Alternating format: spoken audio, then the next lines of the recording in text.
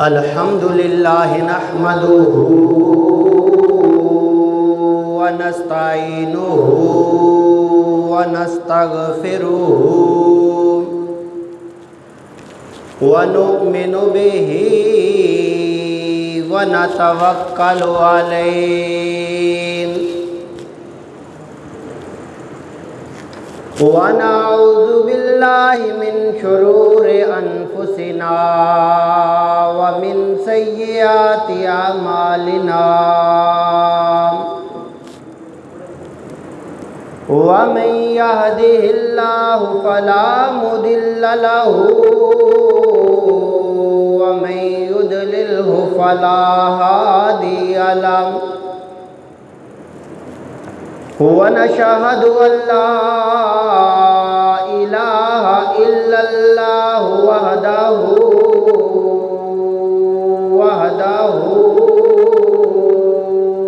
وحده لا شريك له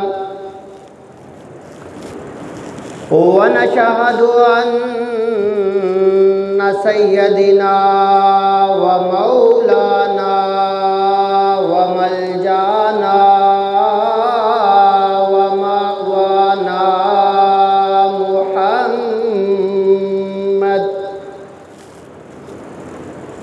وعلى آله وأصحابه وأهل بيته أجمعين أما بعد فأعوذ بالله من الشيطان الرجيم بسم الله الرحمن الرحيم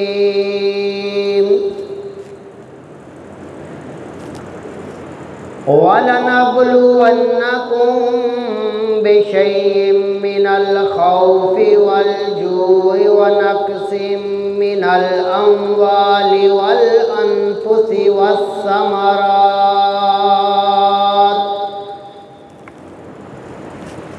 صدق الله العظيم وصدق رسوله النبي الكريم الأمين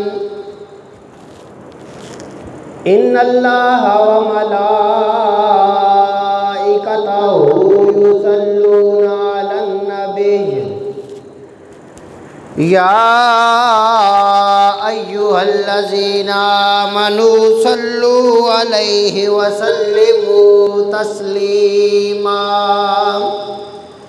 پڑھیے اللہم صلی علی محمد وعلی آل محمد كما صليت على إبراهيم وعلى آل إبراهيم إنك حميد مجيد اللهم بارك على محمد وعلى آل محمد كما باركت على إبراهيم وعلى آل إبراهيم إنك حميد مجيد الصلاة والسلام عليك يا سيدي يا رسول الله الصلاة والسلام عليك يا سيدي يا نبي الله الصلاة والسلام عليك يا سيدي يا رحمة للعالمين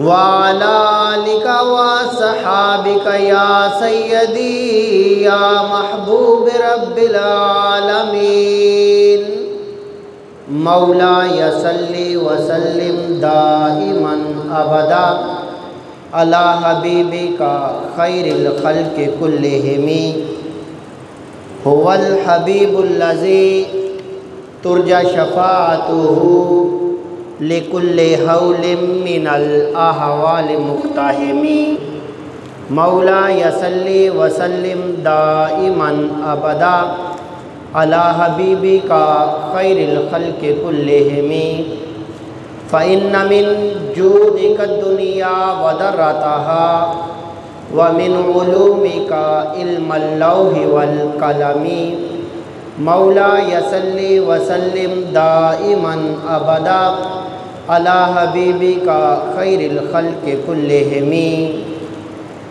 अल्लाह जल्ला जलालुहु की हम्दो सना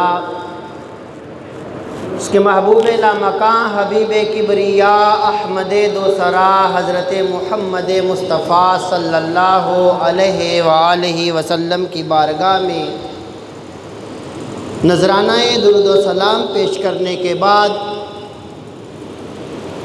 दुआ है कि अल्लाह खालिक़े कायनात हम सब की इस हाज़री को अपनी बारगाह में कबूल व मंजूर फरमाए और रब्बे कायनात इस जुमा के दिन नाजिल होने वाली बरकतों से हमें अपने दामन को भरने की तौफीक अनायत फरमाए और कल माशर के दिन इस नमाज जुमा का सदका रब्बे कायनात महबूब सल्लल्लाहु अलैहि वसल्लम का दामन शफात नसीब फरमाए।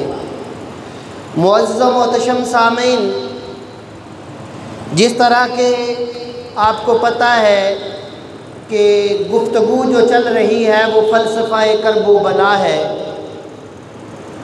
कि जिगर गोशाए बतूल सैयदना इमाम हुसैन रज़ी अल्लाह ताला अन्हु की शहादत का फ़लसफ़ा क्या है।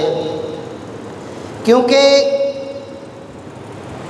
जब तक हज़रत इमाम हुसैन की शहादत का फ़लसफ़ा समझ नहीं आता तब तक करबो बला का कुछ भी समझ आना मुमकिन नहीं है।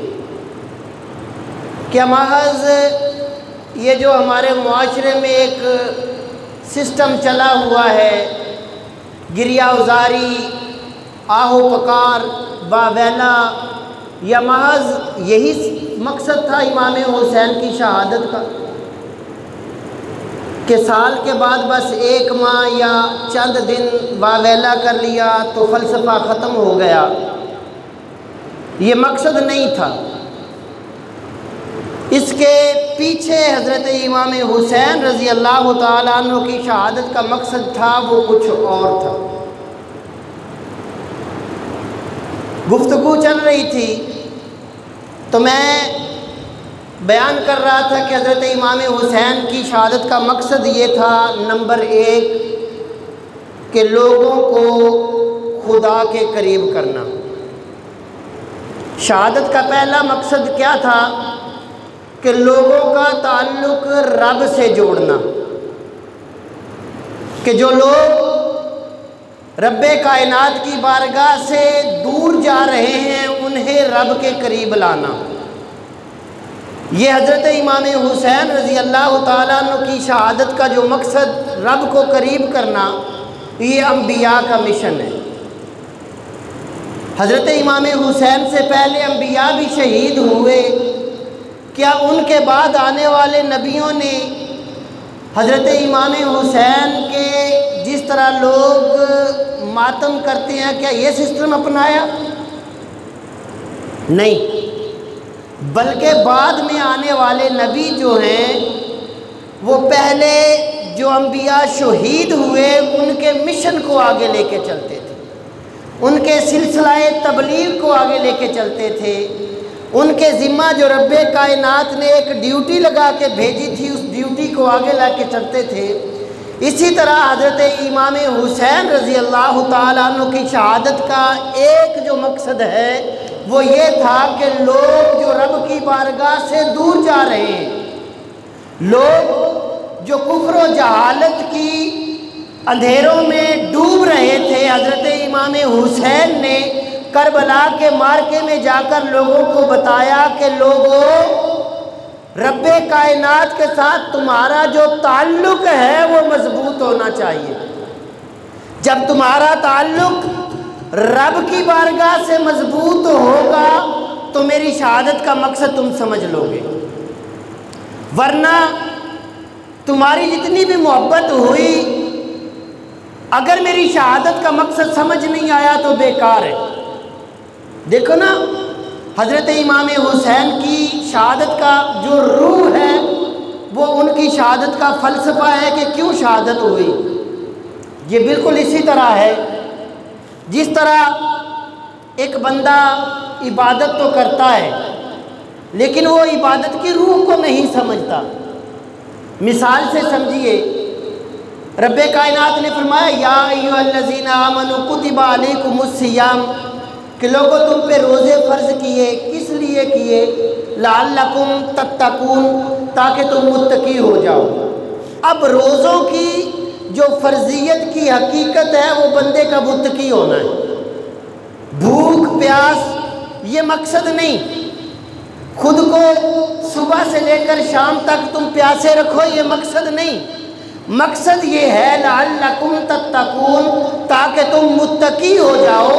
روزہ رکھنے کے بعد اگر تمہاری زندگیوں میں تقوی آتا ہے، تمہاری زندگیوں میں پرہیزگاری آتی ہے، تمہاری زندگیوں میں رب کائنات اور اس کے محبوب کی فرما برداری آتی ہے، تو سمجھ لینا کہ تم نے روزے کی روح کو، روزے کی فرضیت کے مقصد کو سمجھ لیا۔ بعین ہی اسی طرح اگر حضرت امام حسین کی زندگی اور کردار سے تمہیں زندگی گزارنے کا شعور آتا ہے، حضرت امام حسین کی زندگی گزارنے سے تمہیں جینے کا طریقہ آتا ہے، تم حضرت امام حسین کی اس شہادت کو سمجھ کر زندگی گزارتے ہو تو سمجھ لینا تم نے فلسفہ کرب و بلا سمجھ لیا۔ پہلا فلسفہ یہ کہ حضرت امام حسین تمہیں رب سے جوڑنا چاہتے ہیں۔ اس دور میں جب یزید ایک فاسق و فاجر تھا تو ایک حسین نے کردار ادا کیا کہ لوگوں کو رب سے جوڑا، اور اب یزید ختم نہیں ہوا۔ حضرت امام حسین علیہ الصلوۃ رضی اللہ تعالیٰ عنہ کے بعد یہ ایک کردار بن گیا، یزید بھی ایک کردار بن گیا اور حضرت امام حسین کا اسوہ حسنہ بھی ایک کردار بن گیا۔ ہر دور میں وہ کسی نے کہا نا کہ خون حسین کی قسم،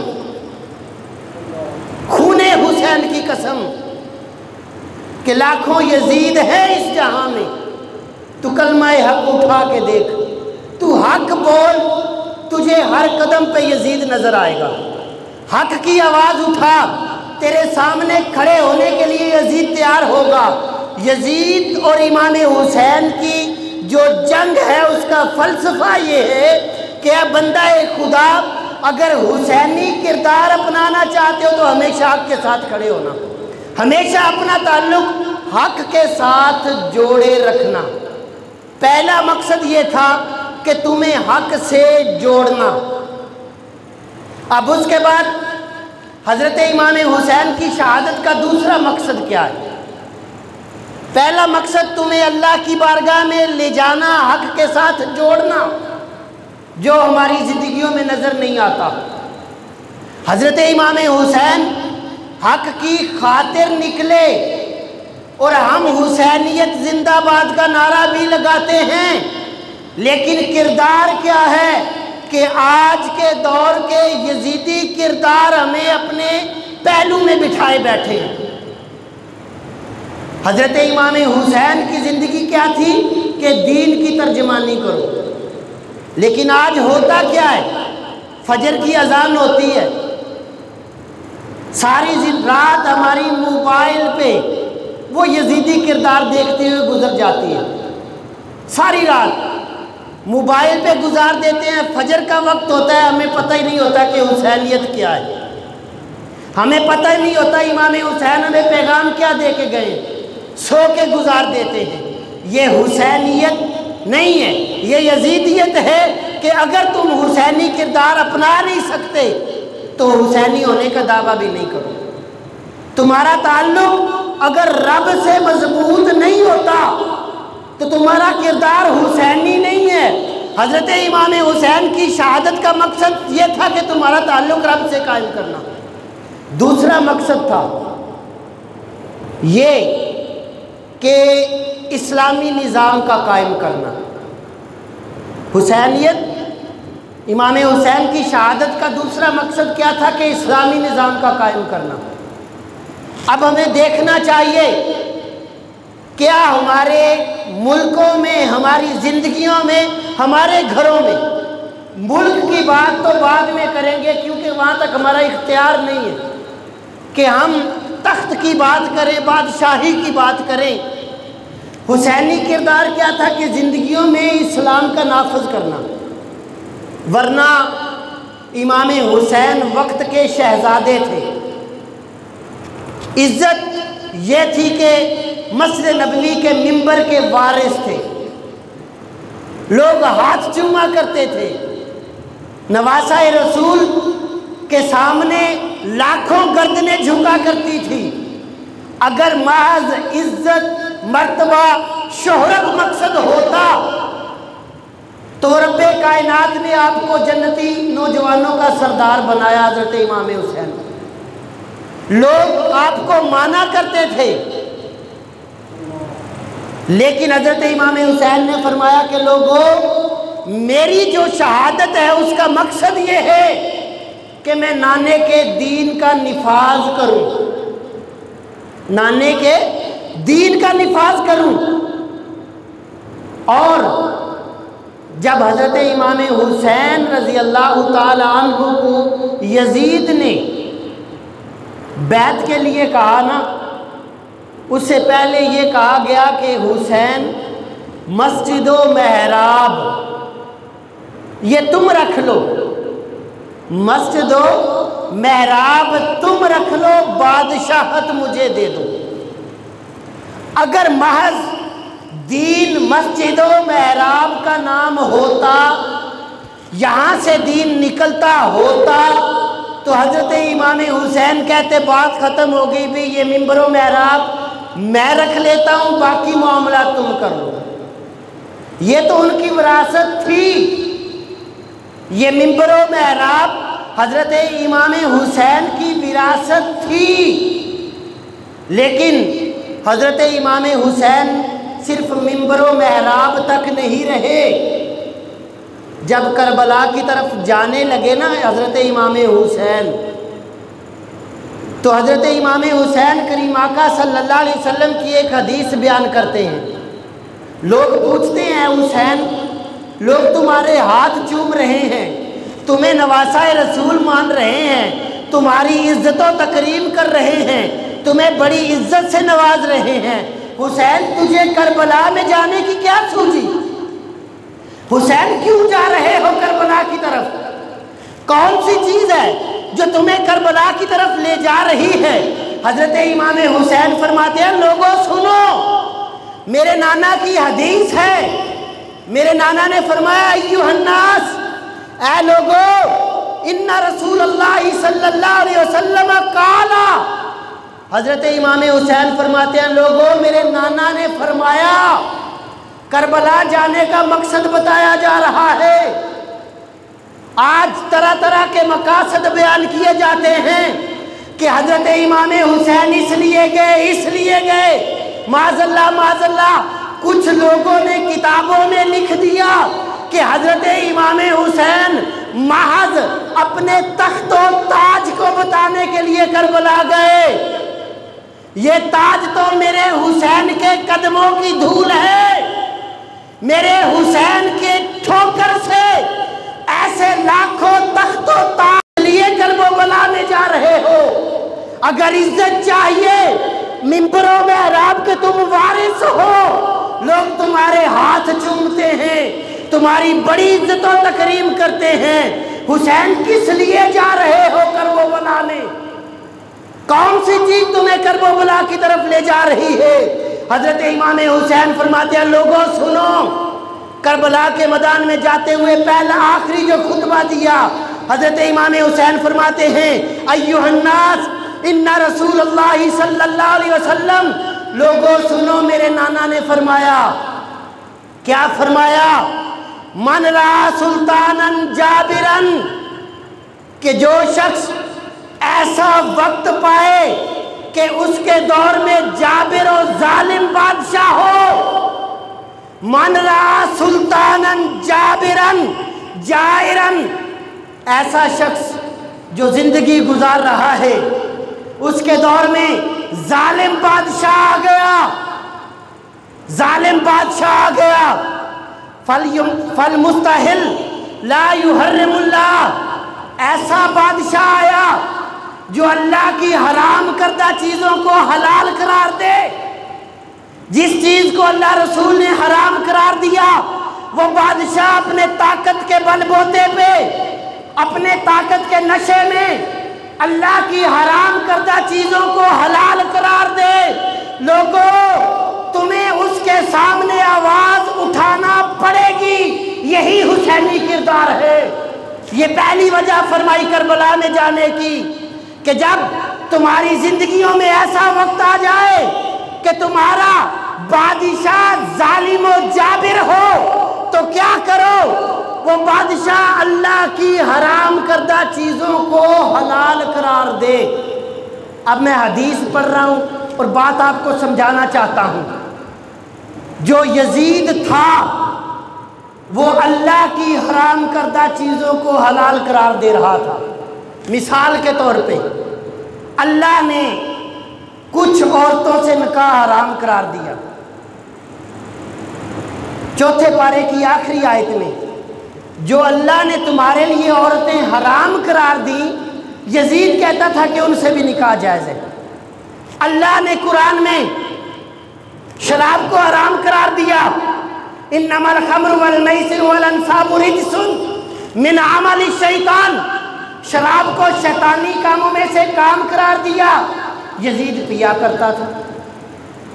اللہ تعالیٰ نے سود کو حرام قرار دیا، یزید سود کو حلال قرار دیتا تھا۔ امام حسین نے فرمایا من رأى سلطانا جائرا مستحلا لحرم اللہ ناقصا لعہد اللہ، کہ جب ظالم و جابر بادشاہ اللہ کی حرام کردہ چیزوں کو حلال قرار دینے لگ جائے، وَنَاقِصًا لِعَهْدِ اللَّهِ، اور اللہ سے کیے ہوئے وعدوں کو توڑنے لگ جائے، وَمُخَالِفًا لِسُنَّةِ رَسُولِ اللَّهِ، اور تمہارا ظالم و جابر بادشاہ اللہ کی حرام کردہ چیزوں کو حلال قرار دے، اللہ سے کیے ہوئے وعدوں کو توڑے، وَمُخَالِفًا لِسُنَّةِ رَسُولِ اللَّهِ، اور سنت رسول اللہ کی مخالفت کرے۔ فرمایا فَلْيَعْمِلْ مِنْ عِبَادِ اللَّهِ بِالْإِثْمِ وَالْعُدْوَانِ، یہ میرے حسین کا کربلا کی طرف جاتے ہوئے اپنے لوگوں سے خطبہ ہے۔ اور آج حسینیت زندہ باد کا نعرہ لگتا ہے، ہر شخص کہتا ہے میں حسینی ہوں۔ حسین ایک کردار دے کے جا رہا ہے، حسین تمہیں زندگی گزارنے کا ایک طریقہ دے کے جا رہا ہے۔ یہ بیان کرنا کہ حسین محض تخت و تاج کے لیے گیا، یہ گمراہی ہے۔ حسین صرف اور صرف مصطفیٰ کے دین کے نفاذ کے لیے گیا، اور فرمایا لوگوں، مصطفیٰ کے دین کو محض مذہب بنا کے رکھ نہ دینا، محض اسے مسجد کی چار دیواری تک محدود نہ کر دینا، بلکہ اسے ایک دین بنانا، ایسا دین بنانا کہ تمہاری زندگیوں کے نظام بھی مصطفیٰ کے طریقے پہ چلیں، تمہاری معیشت بھی مصطفیٰ کے طریقے پہ چلے، تمہارا نظام حکومت بھی مصطفیٰ کے دیے ہوئے طریقے پہ چلے۔ اگر اس کے متضاد تمہارے عمل ہوئے تو پھر یہ حسینی تعلیم نہیں ہے۔ اب سوچنا یہ ہے، اگلے حدیث کے الفاظ میں پڑھنے لگا ہوں، امام حسین فرماتے ہیں فی عباد اللہ بالاسم والعدوان، جب تمہارا بادشاہ، مقصد میں صرف حدیث سے آپ کو بات سمجھانا چاہتا ہوں اور فلسفہ کرب و بلا بتانا چاہتا ہوں کہ کربلا کا فلسفہ محض پیاس اور بھوک نہ تھی۔ فلسفہ کا کربلا کا فلسفہ محض امام حسین کے بچوں کو قربان کروانا مقصود نہ تھا، بلکہ فلسفہ ایک کرب و بلا یہ تھا کہ ہماری زندگیوں میں نظام مصطفیٰ آ جائے، ہم اپنی زندگیاں مصطفیٰ کے نظام کے مطابق بنائیں۔ سوال کیا حسین کیوں جا رہے ہو؟ فرمایا جب ظالم بادشاہ آ جائے، جب وہ اللہ کی حرام کردہ چیزوں کو حلال قرار دینے لگ جائے، جب وہ اللہ سے کیے ہوئے وعدے توڑنے لگ جائے، جب وہ سنت رسول اللہ کی مخالفت کرنے لگ جائے، جب وہ بندوں کو گمراہی اور نافرمانی کی طرف لے جانے لگ جائے، فی عباد اللہ بالاسم والعدوان، جب تمہارا بادشاہ تمہیں گمراہی کی طرف اور گناہ کی طرف لے جانے لگ جائے، وَلَمْ يُغَيِّرْ مَا عَلَيْهِ بِالْفَوْلِ وَلَا قَوْلِ، اور اس کے قول و فعل سے رسول اللہ کے عمل کا متضاد تمہیں نظر آنے لگ جائے، اس کے قول و فعل سے رسول اللہ کے دین کا تضاد تمہیں نظر آنے لگ جائے، تو سنو اس وقت تمہیں کلمہ حق بلند کرنا حسینی کردار کی یاد دلوائے گا۔ اور پھر فرمایا جو ظالم و جابر بادشاہ کے ان کرتوتوں کو دیکھ کر میں کسی پہ کوئی تنقید نہیں کروں گا، معاذ منبر رسول پر بیٹھ کر اللہ خدا کو حاضر ناظر جان کر یہ حدیث کے الفاظ پڑھ رہا ہوں کہ سب سے پہلا کام کیا ہے؟ اللہ کی حرام کردہ چیزوں کو حلال قرار دینے لگ جائے تمہارا بادشاہ۔ رب نے سود حرام قرار دیا ہے یا نہیں دیا؟ سود حرام ہے نا۔ اگر کوئی پارٹی کوئی بھی سود کو حلال قرار دے تو وہ کیا کر رہی ہے؟ وہ کہے سود کے بغیر ہمارا نظام نہیں چلتا، تیرا نظام نہیں چلتا ہوگا، تیرا پیٹ نہیں بھرتا ہوگا، تیرے لیے لینڈ کروزر، تیرے بینک بیلنس، تیری گاڑیاں، تیری پراپرٹی سود کے بغیر بنتی نہیں ہوگی، لیکن رسول اللہ کا دین ایک ہمیں نظام دے کے گیا ہے جو سود کے متبادل زکوٰۃ کا نظام ہے۔ تو اپنے ملک کی مافیا سے زکوٰۃ لے کے سسٹم کو چلا، کیوں IMF سے سود لینے جاتا ہے؟ تو کیوں سود کو حرام قرار دیتا ہے جب تجھے تیرے رسول نے ایک نظام دیا ہے؟ اور جو شخص بات کرنے کا مقصد یہ ہے کہ سود کو حلال قرار دے، وہ یزیدی کردار اپنا رہا ہے یا نہیں؟ اللہ نے فرمایا سود حرام ہے، ان اللہ حرم الربا، اللہ نے تم پہ سود کو حرام قرار دیا۔ اور جو بادشاہ کہے اس کے بغیر نظام نہیں چلتا، یہی یزید کی سوچ تھی۔ اسی سوچ کے خلاف امام حسین نے کلمہ حق بلند کیا کہ اگر تو کہتا ہے اللہ کی حرام کردہ چیزوں کے بغیر نظام نہیں چلتا تو تیرے خلاف جہاد فرض ہے۔ اور آگے حدیث کے الفاظ، وقت بڑا قلیل ہے، میں نے اس موضوع کو بند کرنا ہے کیونکہ بعد میں باتیں ہوتی ہیں کہ مولوی صاحب شاید تحریک لبیک کی کمپین کر رہے ہیں۔ میں کسی تحریک کی کمپین نہیں کر رہا۔ مسکرا رہے ہو، یہ بات ہوئی ہے۔ فلسفہ کرب و بلا امام حسین کی زندگی کا تذکرہ کیا تو اسے بھی سیاسی رنگ دیا جاتا ہے۔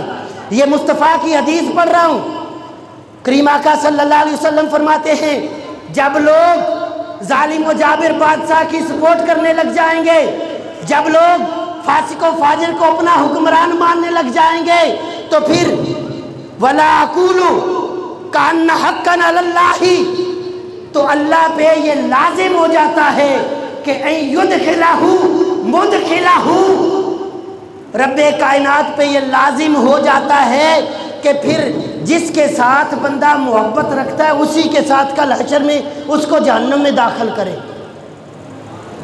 ایک بندہ سود کو حرام قرار دیتا ہے، میں اس کی سپورٹ کروں۔ ایک بندہ شراب کو جائز قرار دیتا ہے، میں اس کی سپورٹ کروں۔ ایک بندہ زنا کو جائز قرار داتا ہے، میں اس کی سپورٹ کروں۔ تو حدیث ہے اَن يُدْخِلَهُ مُدْخِلًا، کہ رب کائنات کل قیامت کے دن اسے اسی کے ساتھ جہنم میں داخل کرے گا، اسے اسی کے ساتھ جہنم میں داخل کرے گا۔ یہ کربلا کا فلسفہ ہے۔ حدیث یہاں ختم نہیں ہوئی، کریم آقا صلی اللہ علیہ وسلم نے فرمایا، امام حسین فرماتے ہیں اَن يَدْخِلَ مُدْخِلَهُ وَإِنَّ هَؤُلَاءِ، اور پھر وہ لوگ جو ہیں حکمران ہیں ظالم جن کے خلاف تمہیں آواز حق اٹھانا حسینی کردار ہے، فرمایا اِنَّ هَؤُلَاءِ لوگوں یہ لوگ ہیں جن کے خلاف میں کربلا کی طرف جا رہا ہوں، وہ کیا کرتے ہیں؟ فرمایا اِنَّ هَؤُلَاءِ قَدْ لَازِمُ الطَّاعَةَ الشَّيْطَانَ، یہ لوگ شیطان کی اطاعت کو لازم قرار دیتے ہیں۔ شیطان کی اطاعت کیا ہے؟ شیطان کی اطاعت کیا ہے؟ کہ مسجد و محراب سے لوگوں کو ہٹا کر سینما گھروں کی طرف لے جایا جائے، مسجد سے لوگوں کو ہٹا کر گانوں کی طرف لے جایا جائے، مسجد سے لوگوں کو ہٹا کر گمراہی کی طرف لے جایا جائے۔ میں دور کی بات نہیں کرتا، ہم سن 60 ہجری کے یزید کے خلاف تو آواز اٹھاتے ہیں کہ وہ یزید امام حسین کے مقابلے میں کھڑا ہوا، لیکن موجودہ دور کے یزید کے خلاف آواز کیوں نہیں اٹھاتے؟ امام حسین فرماتے ہیں وَإِنَّ هَؤُلَاءِ لَازِمُ طَاعَةُ الشَّيْطَانَ، وہ یزید جو ہے وہ شیطان کی اطاعت کو لازم قرار دے گا۔ شیطان کی اطاعت کیا ہے؟ لوگوں کو گمراہی کی طرف لے جایا جائے، لوگوں کو سینما گھروں کی طرف لے جایا جائے، لوگوں کے لیے سینمے بنا کر کہا جائے ہم نوجوانوں کو سستی تفریح دیں گے۔ یہ یزیدی کردار تھا۔ اور پھر اللہ معاف کرے، اللہ معاف کرے، میڈیا پہ بیٹھ کے کہیں الحمدللہ اس سال ہم نے 3 فلمیں ریلیز کر دیں۔ یہ ہے لازم طاعت الشیطان کہ وہ شیطان کی اطاعت کو لازم قرار دیں گے، وترک طاعت الرحمن، اور وہ اطاعت رحمان کو چھوڑ دیں گے۔ کبھی دیکھا ہے کہ کسی نے کہا ہو کہ ہم اتنے دینی مدارس بنائیں گے، ہم اتنی مسجدیں بنائیں گے، وترک طاعت الرحمن؟ یہ یزید کا کردار امام حسین کربلا میں جانے سے پہلے بیان کر رہے ہیں۔ فرمایا لوگوں، میرے کربلا میں جانے کا مقصد سمجھنا چاہتے ہو تو میں تمہارا تعلق رب سے جوڑنا چاہتا ہوں۔ میں چاہتا ہوں جس دور میں فسق و فجور عام ہو گیا، جس دور میں شراب عام ہو گئی، جس دور میں زنا عام ہو گیا، جس دور میں بے حیائی، بغیرتی، فحاشی اور یعنی عام ہو گئی، میں حسین تمہیں یہ کہتا ہوں اس دور میں ایسے حکمران کے خلاف کلمہ حق بلند کرنا حسینی کردار ہے۔ اگر تم اس دور میں حسینی ہونے کا دعویٰ بھی کرو اور کلمہ حق بلند نہ کرو تو تمہارا حسینی ہونے کا دعویٰ رائگاں ہے۔ حدیث کے اگلے الفاظ مکمل کر کے جمعہ کا ٹائم بھی ہو گیا۔ فرمایا وطاعت الرحمن وترک طاعت الرحمن، اور وہ لوگ رحمان کی اطاعت سے تمہیں پیچھے لے جائیں گے، پیچھے لے جائیں گے۔ لوگ شیطان کی اطاعت کروائیں گے، رحمان کی اطاعت سے تمہیں روکیں گے۔ وَأَظْهَرُ الْفَسَادِ، اور وہ لوگ لوگوں میں فساد پھیلائیں گے۔ یہ یزیدی کردار امام حسین بیان کر رہے ہیں۔ وَأَظْهَرُ الْفَسَادِ وَعُدُّ الْحُدُودِ، اللہ کی حدوں کو توڑیں گے، اللہ کی حدوں کو توڑیں گے۔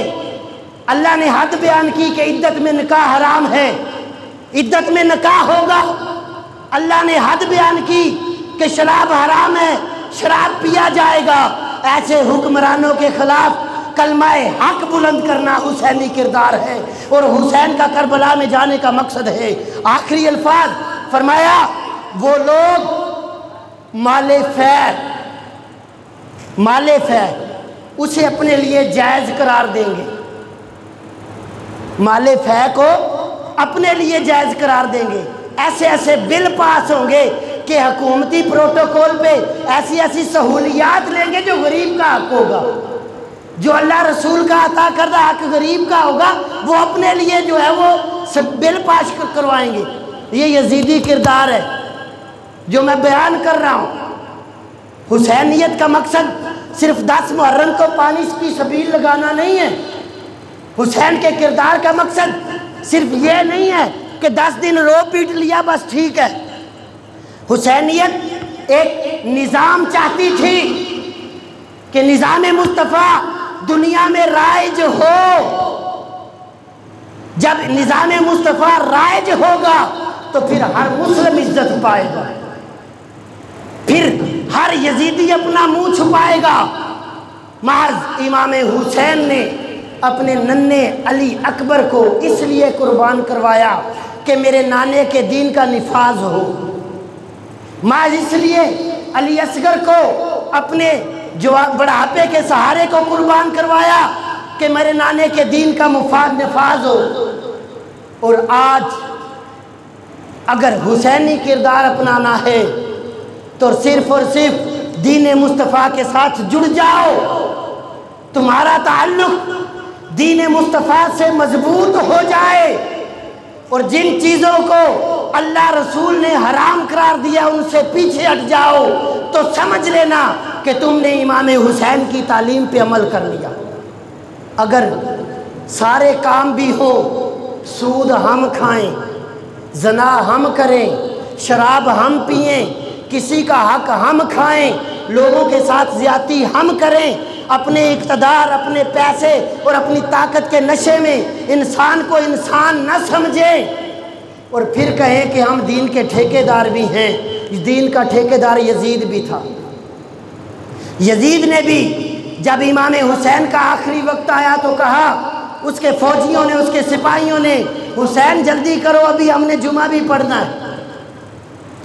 اگر یہ سارے کرتوت ہوں اور تو نمازی بھی ہے تو غور کر، یہ سارے کرتوت یزید کے تھے اور وہ نمازی بھی تھا۔ اور آج کے دور میں بھی یہ بات ذہن میں رکھنا، کفر کو نہ ہماری نمازوں سے تکلیف ہے، نہ ہمارے مساجد سے، نہ ہماری مدارس سے تکلیف ہے۔ نماز کی اجازت وہ بھی دیتے ہیں اپنے اپنے ملکوں میں، اپنی اپنی کنٹری میں، مسجدیں وہ بھی بناتے ہیں، مدارس قرآن پڑھنے وہ بھی دیتے ہیں، بلکہ آپ نے دیکھا ہوگا کہ دوسری کنٹریوں سے چندہ اکٹھا ہو کے یہاں مساجد بننے کے لیے آتا ہے۔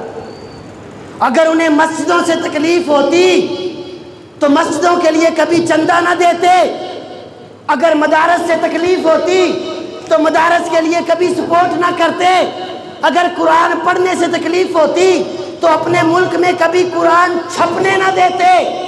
نہیں، انہیں ان چیزوں سے تکلیف نہیں ہے، انہیں تکلیف ہے تو صرف اور صرف نظام مصطفیٰ سے ہے کہ لوگوں، تمہاری کچہریوں میں، تمہاری عدالتوں میں کہیں نظام مصطفیٰ نہ آ جائے۔ اگر تمہاری کچہریوں میں، تمہاری عدالتوں میں نظام مصطفیٰ آ گیا تو عمر فاروق کا دور واپس آ جائے گا، کفر کا جنازہ نکل جائے گا۔ اگر وہ روکنا چاہتا ہے تو صرف اور صرف نظام مصطفیٰ کو روکنا چاہتا ہے کہ تمہاری زندگیوں میں نظام مصطفیٰ نہ آ جائے۔ اگر نظام مصطفیٰ آ گیا تو ابوبکر صدیق جیسے خوشحال ہو جاؤ گے، عمر فاروق جیسے عادل بن جاؤ گے۔ وہ عمر جو 22 لاکھ مربع میل پہ حکومت کر سکتا ہے، کب کی؟ جب اس کے عدل کو اسلامی پاور ملی، جب اس نے اپنے اقتدار میں اسلامی قانون نافذ کیا۔ اور آج بھی اگر ہم خوشحال زندگی گزارنا چاہتے ہیں تو جس مقصد کے لیے حسین قربان ہوئے وہ مقصد ہے نفاذ مصطفیٰ، دین مصطفیٰ صلی اللہ علیہ وسلم۔ دین کو محض مذہب نہ بناؤ کہ جس طرح دوسرے مذہب دین کو اتوار کے دن جا کر اپنے چرچوں میں منا لیتے ہیں، دوسرے مذہب جا کر مختلف دنوں میں مسجد میں جا کر اپنے مذہب کو سیلیبریٹ کر لیتے ہیں، منا لیتے ہیں۔ نہیں، بلکہ مذہب نہیں، اسلام کو ایک دین بناؤ، اپنی زندگیوں میں اسے لاؤ۔ جب یہ مقصد حسین کا سمجھ لو گے تو سمجھ لینا کہ ہم نے فلسفہ کرب و بلا سمجھ لیا۔ اگر یہ مقصد سمجھا نہیں، یہ ہماری نیازیں، یہ لنگر، یہ سب کچھ بیکار ہے، یہ سب کچھ بیکار ہے۔ دعا ہے کہ اللہ خالق کائنات ہمیں حسینیت کا مقصد سمجھنے کی توفیق عنایت فرمائے۔ وما علیہ الا البلاغ المبین۔